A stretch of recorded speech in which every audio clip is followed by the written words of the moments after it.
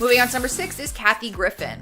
Alright, so they've had drama for a while now apparently. It's been an ongoing feud and it all comes down to whose side of the story you will believe.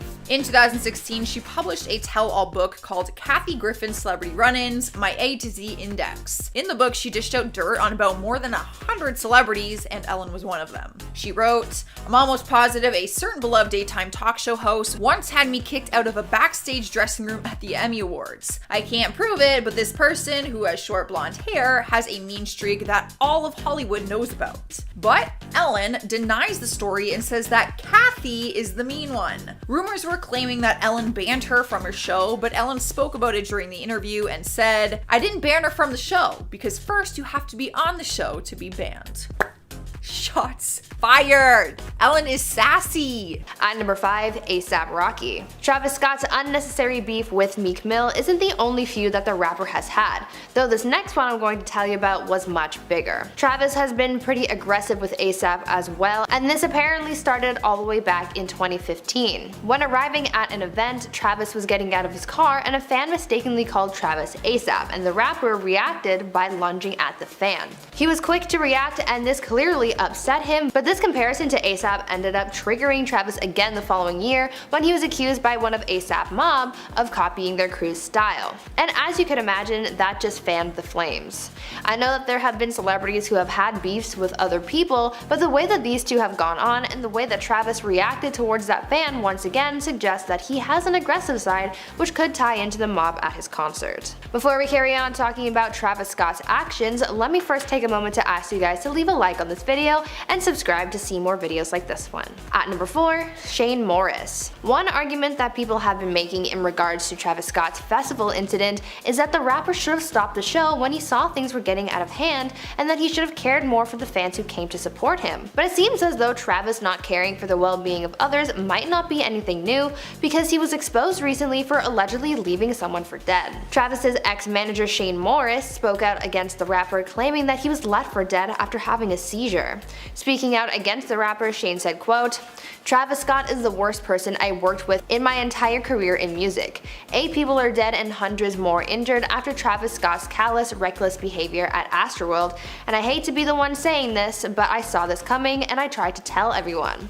When he sees people in harm or danger, he tends to only continue thinking about himself, and to make it worse, he's been doing this for years at other concerts." End quote. Shane is the one person who actually tried to warn us about Travis, but no one listened even when he posted on Reddit saying, quote, "I'm Travis Scott's former manager, I'm the one who had a seizure, and I'm the one he left for dead in a basement in Los Angeles. I originally told my account in 2013, and then it recirculated on Reddit about 6 years ago." End quote. It's crazy to know that this could have been avoided if more people had known what was possible. At number 3, police.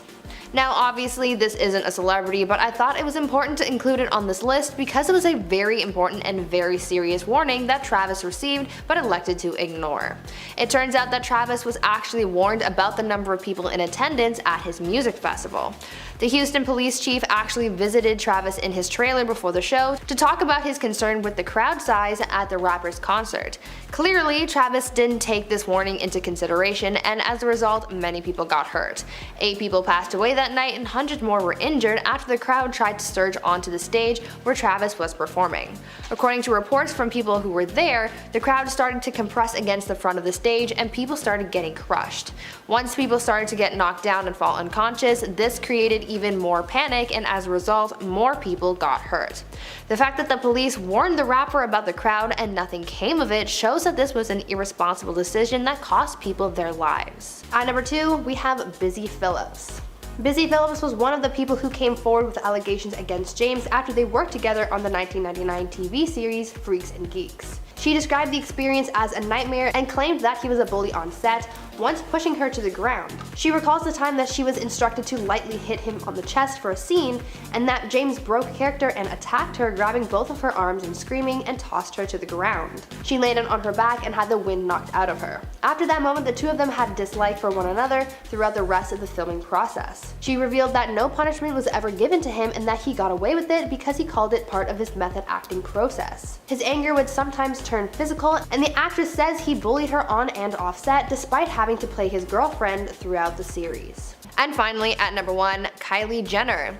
Kylie Jenner has been by Travis's side for a while. They have a daughter together and they're expecting another baby, so you wouldn't think that Kylie had anything negative to say about Travis, but there is footage from the night of the Astroworld Festival that many people speculate shows that Kylie knew something wasn't right.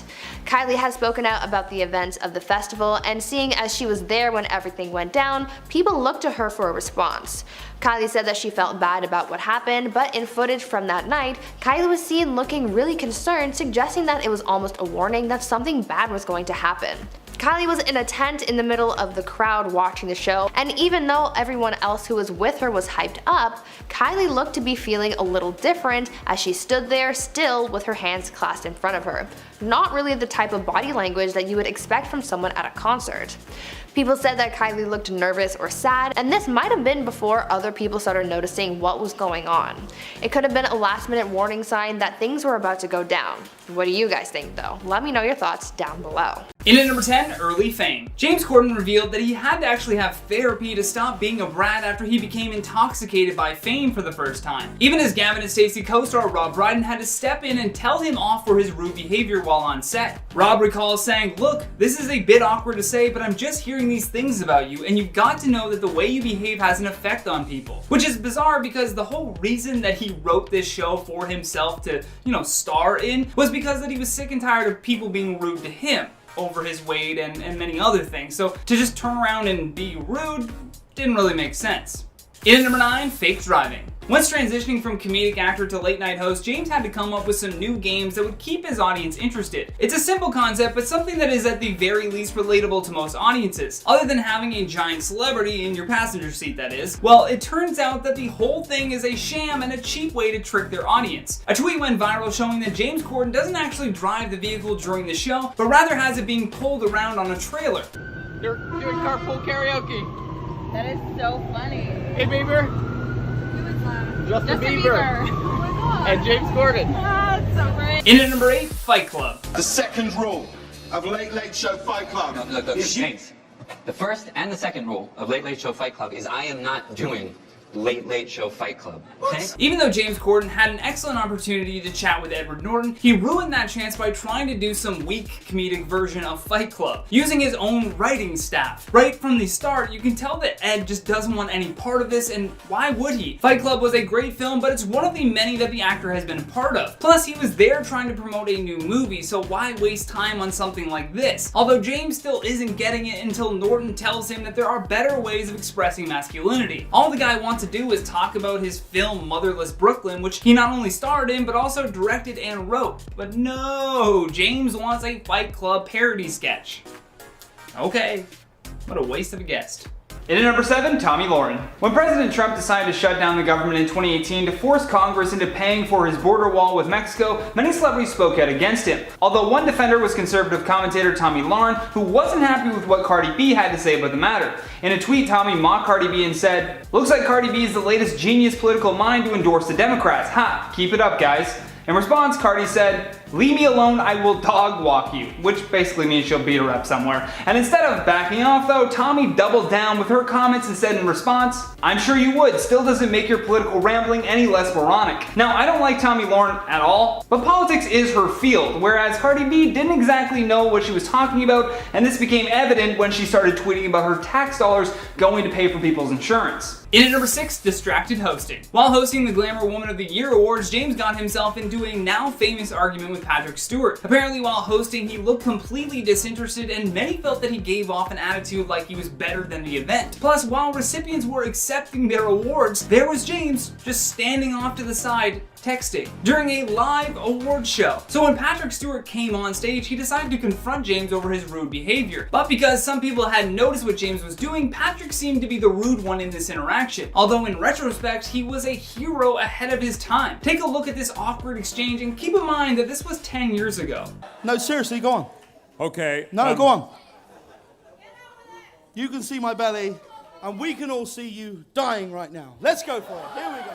Patrick was simply trying to tell James not to text while people are accepting their awards, and instead of apologizing, he got in Patrick Stewart's face. Like, what was he gonna do? Fight him? Because he asked you to have common sense? Bit rude. In at number 5, Ricky Gervais. Comedian Ricky Gervais has never been one to conceal his true thoughts about someone, and this has become made expressly clear when he hosted the Golden Globes. In his opening monologue, he tore into nearly every massive celebrity in attendance. Even after all of the backlash that he received, he was still welcomed as a guest on The Tonight Show. Although as soon as Ricky sat down, he began to argue with Jimmy over comments regarding his appearance. Ricky Gervais then goes into a 4.5-minute rant about everything wrong with what Jimmy just said. It just gets so heated that Jimmy even turns to his production team for help after Ricky swears live on air. In at number 4, joked about assault. Right around the time that people like Rose McGowan and other accusers started stepping up and calling out Harvey Weinstein for his egregious behavior, James thought it would be fun to joke about it. Due to James Corden being a comedic actor and not a stand-up comedian, his jokes had absolutely no legs or timing. As a result, the audiences mostly groaned uncomfortably about the extremely graphic and too soon material that was clearly not well suited for a charity event. After the immense backlash, James tweeted, "To be clear, sexual assault is no laughing matter. I was not trying to make light of Harvey's inexcusable behavior, but to shame him, the abuser, not his victims. I am truly sorry for anyone offended. That was never my intention." Oh, so now shaming is okay, just as long as it's not happening to you. Another Italian actor named Asia Argento, who alleges that Weinstein sexually assaulted her when she was 21, tweeted a video of Cordon's joke and added the caption,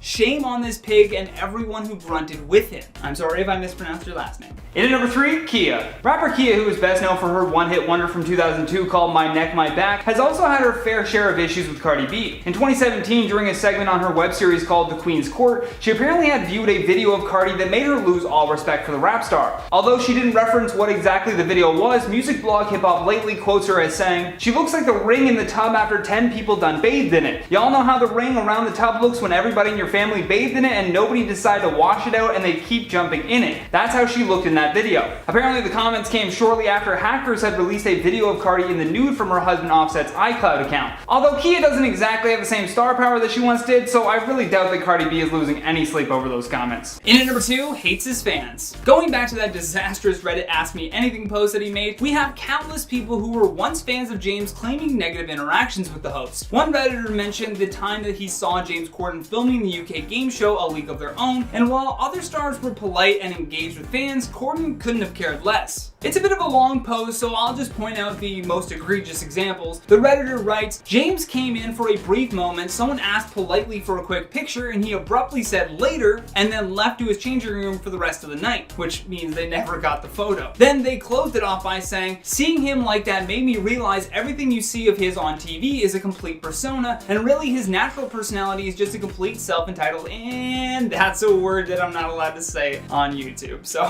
but you get the point. You get the point. I'm not gonna say that word. It's a bad one. Last but certainly not least, in our number 1 spot, Happy Mother's Day. Then there was this crazy airplane story involving a woman and a baby. There's for sure no way to verify whether or not the story is true, but it does seem pretty much in line with what others have been saying about the late night host. Apparently a woman with her crying baby was sat next to James Corden on a flight, but to many people's surprise, James didn't complain. He simply put in his noise-canceling headphones and pulled a mask over his eyes, then turned away from the woman to sleep. However, when the plane landed, Corden remained in his seat as the woman with the baby struggled to open her overhead compartment. What makes the story even worse is that the woman then turned to James and asked him to at least hold the baby while she was getting the bags down. Turns out that woman was his wife, and that baby was his baby. At number 6, Johnny Depp. During his libel case with the Sun publication, Johnny Depp spoke out about his ex-wife Amber Heard, obviously, and the public learned a heck of a lot about their relationship and all of the things that went wrong with their marriage. During these testimonies, Johnny talked about some of the people that Amber worked with, including James Franco, and he made an allegation against the actor that raised some red flags. In his testimony, Johnny shared that while Amber was working with James, he made many unwelcome advances towards her. Elaborating more on this, Johnny said, quote, "She told me many things that were very, very negative about Mr. Franco, that he had tried to kiss her and made sexual advances towards her on the previous film that they had made together. She said he was a creep. She said he was quite aggressive in his advances towards her," end quote. Johnny basically exposed James' alleged inappropriate behavior, but these kinds of actions on James' part aren't new and have been happening for a while. By exposing James like this, he was not only testifying for himself during this case, but he was also warning the public about James and what he is capable of. At number 5, Charlene Yee. Next up, let's talk about actress Charlene Yi and how she exposed his toxic behavior to warn us about what he's really like behind the scenes. This past spring, Charlene Yi spoke out about her experience making the film The Disaster Artist, which was directed by James Franco. The actress called out James' behavior, saying that it was inappropriate and toxic. The actress also said that she tried to quit the film after misconduct allegations were being thrown at James, but instead of letting her go, they instead tried to bribe her with a bigger role, which was the complete opposite of what she wanted. When she told the studio that this wasn't what she wanted and that she didn't feel comfortable working with James because of the allegations against him, they responded by saying that James being inappropriate like that was, quote, so last year, end quote. In a way, Charlene warned us about James' behavior, but she also warned us about how much Hollywood protects their stars. Even with the allegations as serious as the ones James was facing, the studio was still backing him and his project up, enabling him. Now before I carry on with the video, I would like to take a moment to ask you guys to consider leaving a like on this video if you're enjoying it so far, and maybe even consider subscribing to the channel to see more videos like this one. At number 4, Ali Sheedy. This one is a little more subtle than others that I've mentioned so far, but it was still a warning nonetheless. Former Brat Pack actress Ali Sheedy had a lot to say about James Franco's Golden Globe win for The Disaster Artist back in 2018, and some think that her reaction to this win might have pointed to something personal. Ali sent out a couple of tweets of her reaction to James' victory, including one which read, quote, James Franco just won, please never ask me why I left the film/TV business, end quote. Though it was just a short message, it seemed to have a lot of meaning behind it. Some people believe that Ali had a bad experience with James, and now that she's seeing him being praised by Hollywood, she can't help but be furious that he just gets to be victorious after putting other people through pain. Everyone in Hollywood already knows about the allegations that James has faced, but yet he's still working in the industry as though nothing has happened. So this could be the reason for Ali making those tweets. She could be frustrated with the industry enabling James. In our number 3 spot, we have Tyrese Gibson. Back in 2006, the two actors were working together on the movie Annapolis, and it seems like James took method acting a little bit too far. Reports say that it might be the reason why he's in such a foul mood while on set all the time. Tyrese could no longer tolerate his attitude, and it caused some tension between the two of them. Things got so intense between them that after the movie was over, Tyrese said that he never enjoyed James' company while working together, and that he wouldn't want to work with him again. Because there was a lot of fighting in the movie, apparently James spent a lot of time in the gym and training hard for the scenes. But when actually filming the scenes, Tyrese said that he would physically take the fighting too far and made him question if he was even acting. The tension caused some arguments between them on set, and by the end of the movie, a lot of the crew was wondering if James was ever method acting. At number 2, Travis Scott. A lot of people were surprised at the events of Travis Scott's music festival. So many others have been asking how could something like this happen, but the thing is, this isn't the first time one of Travis's shows has gone out of hand, and this recent one was just the most deadly. Travis had another very unruly show back in 2017, and as a result of the madness that ensued at that show, Travis faced legal repercussions. The rapper faced 3 misdemeanor charges of inciting a riot, disorderly conduct, and endangering the welfare of a minor, after he told his fans to rush the stage, just like how they did at the Astroworld Festival. On top of that, in Travis's 2018 song Stargazing, he commented on how unruly he likes his fans to get at concerts, saying, quote, it ain't a mosh pit if ain't no injuries, end quote. Looking back on all of this, one could say that Travis totally warned us about himself because his actions proved it all. The fact that he is encouraging rushing the stage, causing people to get hurt in the past, and talking about people getting injured in a mosh pit kind of says a lot about him. On top of that, Travis has already gotten in trouble because people got hurt at his 2017 concert, and yet he didn't learn from that incident and incited another rush that ended a lot worse than the last one. Travis is now in even more trouble than ever before, and he brought that on himself. We just should have seen it coming. And finally, at number 1, we have Seth Rogen. You know things are bad when one of your best friends no longer wants to work with you. The two of them have teamed up numerous times for different movies, and off-screen they have a close friendship for many years. But following James' misconduct allegations, Seth revealed that he can no longer work with him and does not support the behavior brought up in the allegations. He actually revealed during a 2018 interview that he regrets saying that he would still work with him following the initial allegations, because at first he stood by his side as a co-star and a friend. But a few months ago in May 2021, he admitted his opinion and feelings on the subject had changed. He said he regrets ever saying that he would still work with him, and said that he has not worked with him ever since and does not plan to in the future. He He said it was officially the end of their professional relationship. In at number 10, Nick Cannon. Nick Cannon decided enough was enough when images of Jimmy Fallon wearing blackface began to resurface. The main photo going around showed Jimmy dressed as comedian Chris Rock for what was an old Saturday Night Live sketch. Jimmy has since apologized, but not everyone was ready to accept that apology. Nick Cannon then posted a collage of Fallon, Jimmy Kimmel, and Sarah Silverman all in blackface as he wished everyone a happy Blackface History Month. He then went on to tag all of them in another post as he begged the question, "Are these your kings of late night?" Oh, and by tag them in a post, I mean he literally tagged their Instagram handles to further that conversation. In a final message about Jimmy Fallon, Nick Cannon had this to say, "You know, I'm always on the side of the comedian and never pander to the sensitive, but I feel there needs to be some truth and reconciliation discussions and teachable moments amongst our communities." But before we get into our next point though, make sure to smash that like button because it really helps us out here on the channel. In at number 9, Tracy Morgan. Back in 2007, Vulture magazine did a full story called "Tracy Morgan Hates Jimmy Fallon Just as Much as You Do." And in that article, they have quoted Tracy Morgan as he discussed what it was like to work with Fallon on Saturday Night Live. In the quote, Tracy said, "Laughing and all that dumb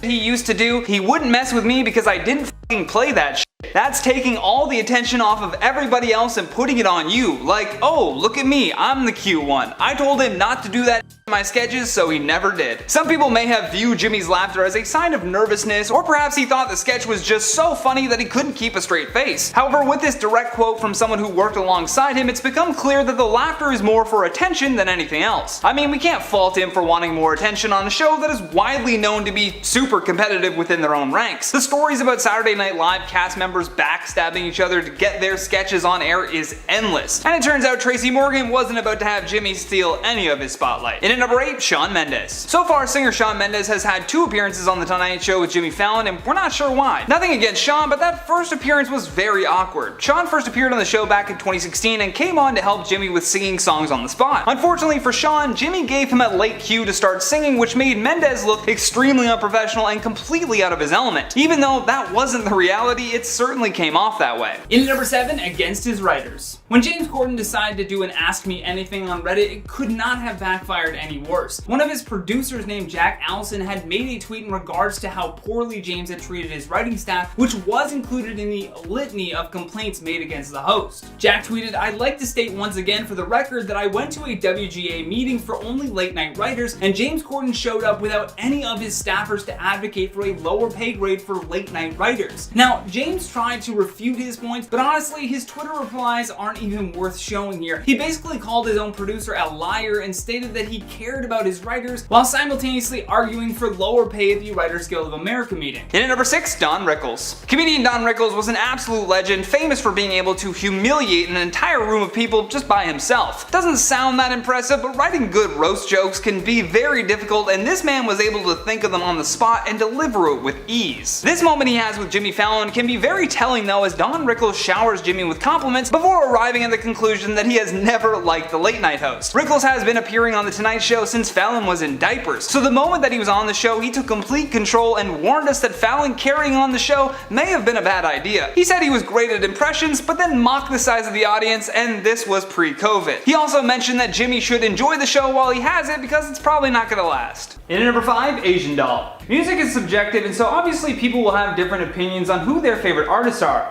However, when Cardi B released a list of her up-and-coming favorite female rappers, she really angered a few people left off that list. Cardi posted the list to Twitter in August of 2018 and said, "New female rap artists on my list, City Girls, Cupcake, Sweetie." Now, initially Cardi B was criticized for creating a list at all. A lot of people felt like co-signing new artists typically comes from those who have been in the industry for decades, but one of the main people that got really upset and tried to warn us about Cardi B was fellow female rapper Asian Doll. In response to Cardi's list, she wrote, "I don't need no co-signs, I got co-signed by 2 of the biggest artists in hip-hop, now it's time for me to just do my thing and go hard." In at number 4, Samantha Bee. Samantha Bee is a comedian and political commentator that used her show called Full Frontal with Samantha Bee to further discuss her opinions and views on the world. So when Jimmy had on President Donald Trump, it came to no surprise that Samantha Bee was going to have some strongly worded opinions. When Jimmy had Trump on his show, he created one of the most memorable and perhaps controversial moments in late night history. With the president president sitting beside the desk, he leaned over and ruffled his hair. This was highly criticized by many other late night hosts as being too jovial. Samantha's issue with this interview conducted by Fallon was that it should have never even happened. In number 3, political harassment. While filming a segment on his show called Spill Your Guts, James was asked a very specific question about what happened when he saw Ivanka Trump at a wedding. James admitted that he was very drunk and continuously harassed the president's daughter at the wedding. He repeatedly told her that she needs to do something, which isn't exactly the place nor the time. Plus, who does James Corden think he is? He wasn't born in America. He came there so that he could make more money. So why does he feel this entitlement to trash the country that accepted him? Plus, harassing the president's daughter while at a wedding, while drunk, is perhaps the biggest indicator that James has no self-awareness. But I remember that we were quite drunk and we started going, Ivanka, you can do something. You can make a difference. I remember Ivanka was going, I'm trying. In number 2, Roger Waters. For those of you who don't know, Roger Waters along with musician Syd Barrett are the founding members of the legendary rock band called Pink Floyd. The pair played together for many years before Syd eventually left the band. Although his diagnosis was never made official, many speculated that Syd Barrett could have been suffering from schizophrenia. In addition to his mental illness going unchecked, he was also experimenting heavily with psychedelics, which certainly impacted the music that Pink Floyd had created. However, Syd's brain chemistry did not bode well with mixing these drugs with his already distraught state of mind. When discussing this on The Tonight Show, you can visibly see Roger begin to get uncomfortable. Like, you can tell that even this long after Syd's passing, it never gets easier for him to talk about. Now, the part where he inadvertently warns us about Jimmy Fallon is how Jimmy responds to this emotion. Instead of matching his energy and being more gentle with the conversation, Jimmy catapults himself out of the uncomfortable zone and immediately begins to try and crack jokes, which lands us at this awkward departure. Yeah, absolutely. Well, I can't wait to see you, and I'll be at every show screaming. I'll be waving at you, and you'll be ignoring me. But anyways. Last but certainly not least, on our number 1 spot, John Oliver. Many late night hosts have learned over the years that they're not really competition, but rather colleagues working in a similar field. This, however, does not mean that they are beyond criticizing the others' interviewing techniques. John Oliver, for example, hosts his own show called Last Week Tonight that has grown to become a big success in its own right. Even though John has his own show, he did appear as a guest on The Tonight Show with Jimmy Fallon. However, things got off to a very awkward start. After Jimmy remarked at his love for the name of John's show, John Oliver thought that his comment was weak, pun intended maybe, but the worst part was that it did not get better from here. Oliver outright said that this strange out-of-nowhere compliment comes as a result of Jimmy Fallon's awful interviewing skills. Kicking off our countdown at number 10 is Mariah Carey. The two ladies have had a friendship for many years, but there was a moment in their friendship where Ellen's humor proved to go too far. The big debate with comedians is, are their jokes funny or are they actually mean? Mariah believes that this one was a bit mean, but she did handle it well despite the fact. What happened was she went on Ellen's show to do an interview, and Ellen brought up the rumors that were going around at the time that Mariah might be pregnant. Right away, Mariah says, let's not talk about that. But then Ellen takes out 2 glasses of champagne and tries to force her to drink it to prove that she's not pregnant. Mariah is hesitant, and it might be because she was in her early stages of pregnancy at the time, and oftentimes females don't want to reveal it because in the first trimester, miscarriages are common. Sadly, Mariah did have a miscarriage and revealed the news later down the road. I personally watched this video and I did not find it funny. I feel like forcing someone to drink alcohol to prove if they're pregnant or not, like, I get the joke, but probably not a good one, Ellen. Up next, number 9 is Dakota Johnson.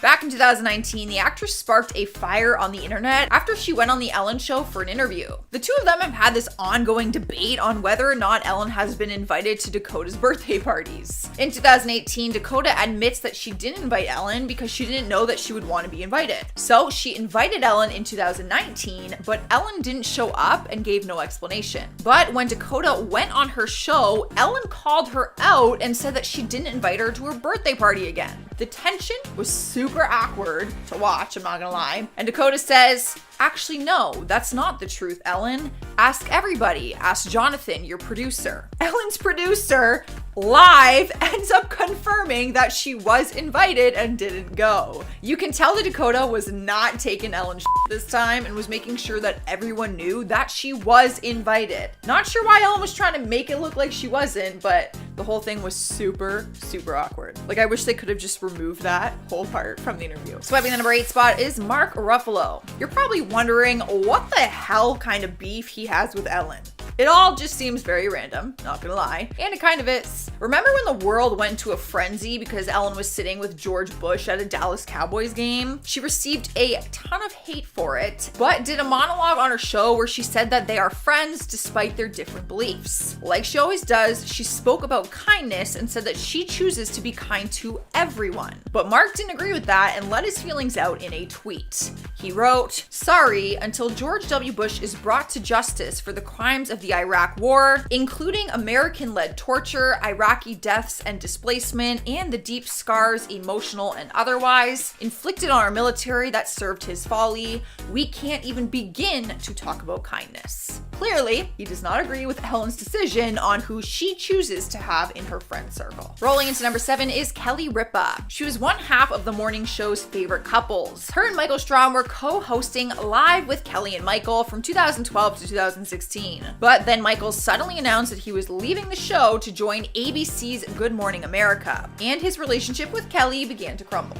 Most hosts decided to remain neutral on the conflict, but Ellen invited him on her show, which hurt Kelly's feelings. Source said that Kelly was livid and said, I quote, "Cozying up with Michael was like telling the world she had taken his side and she was taunting Kelly." People had different opinions on the situation though. Some believe that Ellen's decision wasn't intentional, while others thought that she knew what kind of outcome would come from it. At number 6, Meek Mill. People's actions can say a lot about someone. If they're generally unproblematic, then you can safely assume that they're probably a pretty decent person. If they're not getting into fights with other people or causing much drama, then that's one thing, but if someone gets into public fights or has unnecessary beefs with people, that can cause some people to reconsider someone's character. This idea can kind of go for Travis Scott because he's been known to get into beefs with other people in Hollywood and specifically in the music industry. It could say a lot about the kind of person that he is. Back in the summer of this year, Travis reportedly got into some kind of beef with Meek Mill and they got into a physical altercation. Over the 4th of July weekend, sources said that the two rappers were seen fighting at a party. This wasn't any old barbecue though, because there were a number of A-list celebrities in attendance as well, like Beyonce and Jay-Z, Lil Baby, Quavo, Meg Thee Stallion, and Bon Jovi. Just because he was in a higher class setting, that didn't make Travis back down from a fight, and he got into an altercation with Meek, and it got so heated that they had to pull them away from each other. No one knows why they were fighting, but this just didn't seem like the place to be hashing things out. Travis is known to be a bit of an aggressive person, which we will discuss later, but this altercation with Meek Mill could have been a warning that Travis can escalate things, which could explain how things escalated so much at his festival. Halfway into our list, number 5 is Caitlyn Jenner. Back in 2015, Caitlyn went on Ellen's show and made a shocking confession, or so it seemed. During her interview, Ellen asked her what her stance was on same-sex marriage, and she said that there was a time that she did not support it. Ellen fired back at her immediately and made it seem like she wasn't supportive of the LGBTQ community. And then, after the interview, Ellen took shots at Caitlyn while talking on the Howard Stern show. She said she was unfairly passing judgment about gay people and marriage. But it turns out that that wasn't the case, and Caitlyn was not happy that she was trying to paint her in that light. Caitlyn opened up about the full story and said that she had actually talked to Ellen on the phone prior to taping the interview and convinced her to discuss her shifting stance on marriage equality. But then Ellen kind of flipped the switch on her during the interview and made it sound like she was against it. That all does seem pretty sketchy. And at number 4 is Joan Rivers. The icon has passed away and is not able to speak on her side of the story anymore, but Kathy Griffin chose to tell it, which is also one of the reasons that her and Ellen still aren't very friendly with each other. Kathy opened up to Variety and said, "One of the things that really hurt Joan, and we talked about it at our last meal together, was that Ellen always shunned her and Ellen thought she was vulgar and not funny." Apparently, despite all of their drama, Kathy still reached out to Ellen to check if she was going to do a tribute for Joan after she died in 2014,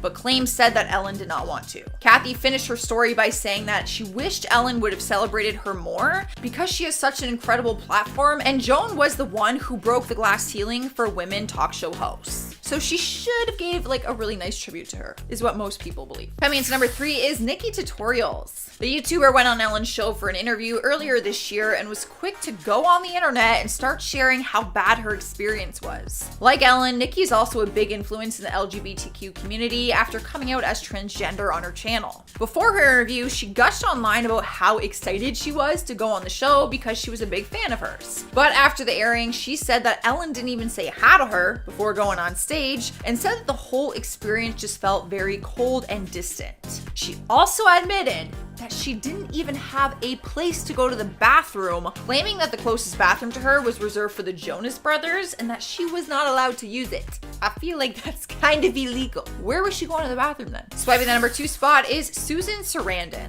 She too did not agree with Ellen's speech about being friends with George W. Bush. When Ellen spoke about the controversy on her show, she said, "I have friends who don't think the same things that I do. When I say be kind to one another, I don't mean only the people who think the same way you do.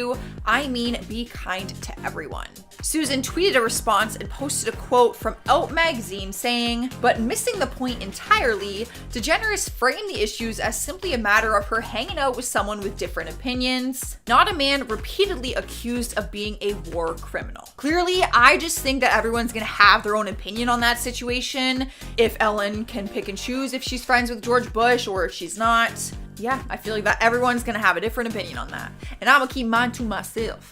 In the number 1 spot is Kevin T. Porter. You know things are bad when a comedian offers donations online in exchange for stories about Ellen being one of the meanest people alive. His words, not mine. That is right. Kevin tweeted out that he would donate to Los Angeles Regional Food Bank if people would share a story when Ellen was mean to them. He quickly got over 2,000 replies with people sharing stories of her being rude. He was wanting to show everyone that Ellen is not what she appears to be and thought if people could see all of these stories at once, it would help shed some light on that. He was exchanging $2 for every story, but then it got hard to tell which stories were real or not, so he just donated $600 and then attached the screenshot of his receipt. So he actually did donate the money. However, I feel like you are going above and beyond to try and expose someone for being mean. And isn't that kind of mean? Starting off at number 10, we have Nicki Minaj. The most obvious person that hates Cardi is Nicki Minaj, because at this point they are the 2 top women in rap, with Nicki being at the top for decades, while Cardi recently exploded onto the scene with massive success. The two have not always publicly feuded, even though there have always been rumors that they didn't like each other. It seemed like they were back on good terms when they both collabed in the Migos song Motorsport. But then shortly after New York Fashion Week, we got to see the truth of the matter, when Cardi straight up came for Nicki, lunged at her and threw her shoe at her face. A person that was there told E! News, quote, "It was so fast. I heard someone screaming. Everyone recognized Cardi's voice. People either got out of the way or took out their phones and started filming." Nicki was surrounded by a bunch of guards and barely even looked at her. Next thing you know, shoes were flying and Cardi was on her way out. With a massive bump on her head, by the way, I might add. Probably the most iconic picture literally ever. But the night did not end well for Cardi, as she left with a huge bump on her head, courtesy of Nicki's security. As a response to the outburst, Cardi posted on Instagram that Nicki talked trash about her mothering, and that's why she did it. Nicki aired her side of things on her Queen radio show, saying the scuffle was, quote, "so mortifying and so humiliating to go through," adding she would never talk about someone's child or parenting. Then there was another incident where Nicki allegedly leaked Cardi's number, which Cardi obviously did not take well. But a day later, Nicki seemingly called a truce on Twitter, saying she, quote, "won't be discussing this nonsense anymore," and encouraging people to talk about the positive, and Cardi agreed. So they might potentially be cool now, but after this everyone knew just how physical Cardi could get when she was mad. In at number 9, Ra Ali. Due to Ra Ali being friends with Nicki Minaj, it's no wonder that she too has tried to warn people about Cardi B. Although even enemies by association sometimes have their own gripes with that person. Back in 2018 though, Ra and Cardi got involved in a physical altercation, the one that Mackenzie was talking about, that took place at the New York Fashion Week, with Cardi B leaving it with a visible bruising on her face. Both Ra Ali and Nicki Minaj would leave without a scratch though. A short time later, Ali called out Cardi B during an interview and said, "I don't knock nobody's come up, but don't try me. I got 1 in the chamber, 14 in the clip. This was a warning shot. I will release receipts and destroy you, Cardi. Try me. So instead of writing me essays on Instagram, find yourself a pen and paper and write your own raps." Woo! She then went on to call her mentally incapacitated. And at number 8, Azealia Banks. After the whole New York Fashion Week scuffle, the rap world started to divide pretty firmly on 2 sides of the battle, either Team Nicki or Team Cardi, basically like Johnny mentioned before. And Azealia very firmly took Team Nicki. But a lot of people didn't think this was necessarily because she supported Nicki, but because she just hated Cardi so much, and already had been in feuds with her in the past. When speaking about the feud, she said about Cardi, quote, "She doesn't understand the rules of black female etiquette. She doesn't understand that black women in 2018, we fight with our words, not with our hands." Then continuing on, that Cardi Cardi is quote stupid and ghetto and that she should be kicked out of the black community. Then speaking about race again, Azealia called out Cardi for only speaking about her black heritage when it's convenient for her, even calling her the quote poor man's Nicki Minaj. Adding in the interview quote, 2 years ago the conversation surrounding black women's culture was really reaching an all-time high. We were really discussing our power amongst ourselves. Beyonce came out with Lemonade and there was just really intelligent conversation going on nationally. And then everything just kind of changed and then it was like Cardi B. So clearly Azealia is not a fan whatsoever. In at number 7, Banks. How excited would you be if you were a musician and then suddenly you heard your song being played on a late night talk show? Sounds like a dream come true, right? Well, for the South Sudanese born rapper named Banks, it was his biggest nightmare. Banks became well known especially in Australia for his viral hits such as Take You to the Movies and Meet Me on Facebook. However, it was his song Take You to the Movies that received a rather unflattering review from one Jimmy Fallon. In a segment called Do Not Play, Fallon ridiculed Banks for the song and even mocked his performance by mimicking him. In response to this, Jimmy made a new enemy in Australia and Banks put out a Jimmy Fallon diss track called Do Not Watch. And at number 6, The Shade Room. So if you guys don't know of The Shade Room, it's a popular Instagram account that shades celebrities and talks about their drama. But Cardi made it very clear that she does not like when blogs talk badly about her or her friends, when she publicly called out the owner of The Shade Room in a long ranty video. After they posted about Offset getting charged with gun possession, she ranted that they only write negative news, saying that since the owner of the blog is not allowed to post about Cardi, they instead post about all the people that she's close with, trying to bring hate their way. Adding that she doesn't need them to only post positive stuff about her, but they should cover some good and some bad to keep it fair. And the most shocking thing about this rant to me was that The Shade Room is not able to post about Cardi, which clearly shows that she cannot take criticism. And the fact that she needs to put these blogs on blast when they speak negatively about tons of other celebs too, just shows that she thinks everything's about her. In at number 5, Unrelatable. James Corden decided it was his duty to stand up for every overweight person in the world in defending their right to eat when Bill Maher said that we should bring back fat shaming. And judging by the way Corden responded to this clip, you would think that Bill called him out specifically. He didn't though. James is just that easily offended and has a bigger platform to cry on than most people. The point Bill was trying to make was a comedic one that missed the mark, but he was emphasizing that America needs to bring back shame, which it does. We should all have a little bit of shame, in fact. James tried to make this his champion moment of being the king of all that is good in the world, but started to lose people when he continuously made it about himself. He kept saying, this hurt me because I wanted to be in movie roles but was too out of shape. His remarks hurt me because I was never accepted by society. But there he is sitting behind a late night show desk, no problem. Also, in my humble opinion, if he didn't feel some shame about the way that he looked, James would have probably never been motivated enough to create his own show, Gavin and Stacey. He's trying too hard to be a fake idol by making his audience believe that he's offended by remarks that have nothing to do with him. Literally nothing to do with him. And at number 4, Naomi Campbell. Naomi was another person that took Nicki's side after the Fashion Week blowout, because obviously Naomi was unimpressed that Cardi made a mockery out of the fashion event. When talking about the night with Andy Cohen, Campbell said it was very disappointing to see, regardless of whatever reason Cardi had for starting the fight, saying, quote, I was disappointed. I don't want to see women of color fight. I don't want to see women fight, period. Not there. That's it. It's all music. There's no division of music. Music's for everybody. There's no discrimination, so I felt very disappointed. Yikes. And we know that Naomi can have quite a temper herself, so for her to say that means she was really incredibly disappointed. In at number 3, Horatio Sanz. It's no question that being a celebrity or being in the Hollywood spotlight definitely comes with a lot of pressure. Many people eventually succumb to some type of addiction issue as a way to cope with this. Horatio, who worked with Fallon back in the day on Saturday Night Live, slipped up during an interview with Vulture magazine. Because the pair had worked together for many years, they grew to become pretty close friends. Although Horatio admitted that every person who worked on SNL had some kind of illegal substance addiction or drinking problem. He continued by saying that comedians on the show would often find themselves needing to blow off steam, and it wasn't long before people started connecting the dots between that statement and Jimmy Fallon. It had been long rumored that Jimmy may have had a drinking problem as well, but the network, both for SNL and The Tonight Show, did their very best to perfect his image. This also makes a previous story about Fallon getting into a bar fight make a lot more sense. Horatio continued to talk about past alleged fights, including one where Jimmy supposedly poured a drink into someone's hat. Horatio claims that when the guy tried to confront Jimmy Fallon, he reportedly ended up on the floor. And at number 2, Asia Davies. Before Cardi was a mainstream name, known as a rapper around the world, she was a reality star on Love and Hip Hop New York, where she also got a reputation for being hot-headed and violent, even throwing a shoe at Asia in the reunion episode. That was all because Cardi was getting a little too close to Asia's boyfriend, Swift, and when Cardi was on Swift's phone one day, she saw that he was getting messages from Asia, talking badly about Cardi. It's also worth noting that Cardi didn't know that he was in a relationship at that time. Before the reunion, the girls had a brief confrontation where they got into a physical fight, which obviously came to a head once again at the reunion when Cardi threw her shoe. So I guess we all could have predicted that shoe throw would happen, once again.